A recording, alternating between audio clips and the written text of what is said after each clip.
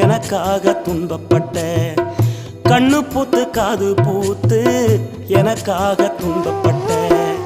வட்டி கடன் வாங்கியிருந்தா அடைச்சி திருமம்மா, வட்டி கடன் வாங்கியிருந்தா